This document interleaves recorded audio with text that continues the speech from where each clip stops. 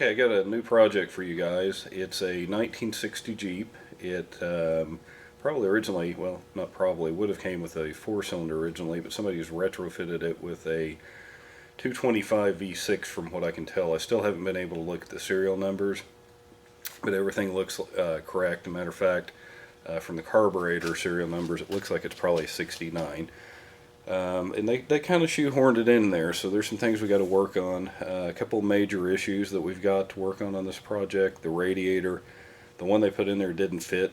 It leaked, and so I've pulled it out.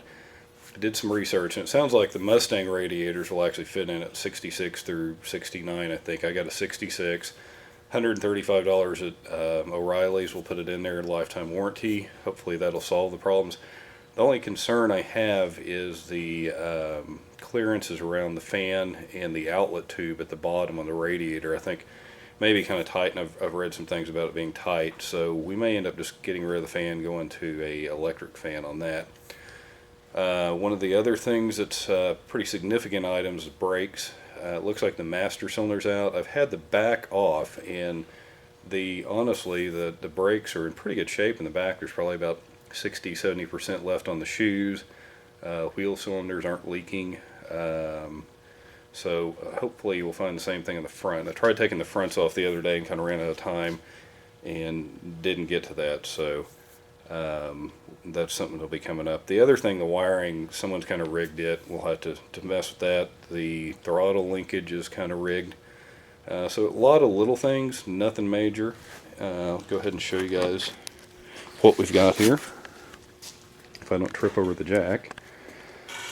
I'm not a real big fan on the color. We'll be repainting it, but what we're going to start out with is doing kind of what I call phase one. And the whole purpose of this Jeep is to take to the lake, to drive around the neighborhood and the little trails around the house, and mainly to haul us back and forth down the sandy beaches to the boat dock when it's 105 degrees, when we're going to go out and play. So step one, just try to fix everything, get it in running order, and then step two, at some point in time later on, we'll go ahead and do a little bit more of a restore.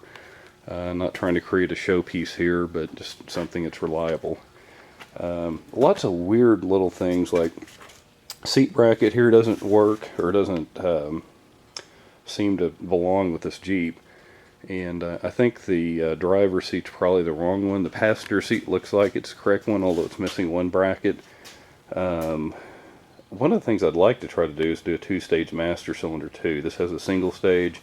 The later ones came with the two-stage, so take a look at maybe retrofitting it. Also, when they put in the V6, they jacked up some of the brake lines, so probably be redoing most of the brake lines in that process. You know, overall it's not in bad shape. The body's pretty straight.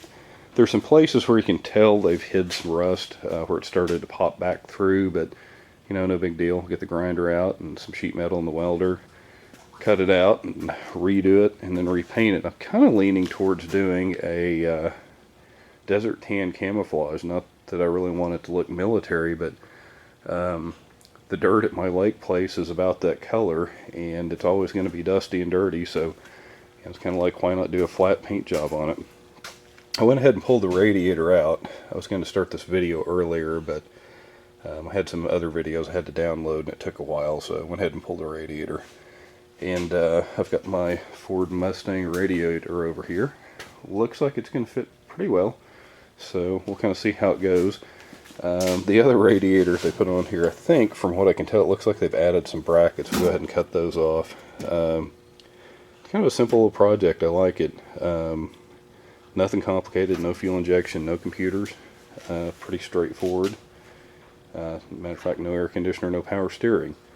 So I'll just kind of chronicle it as I go, and we'll see how things go. I think it'll be a fun little project, and hopefully get it up and running and down to the lake by summertime.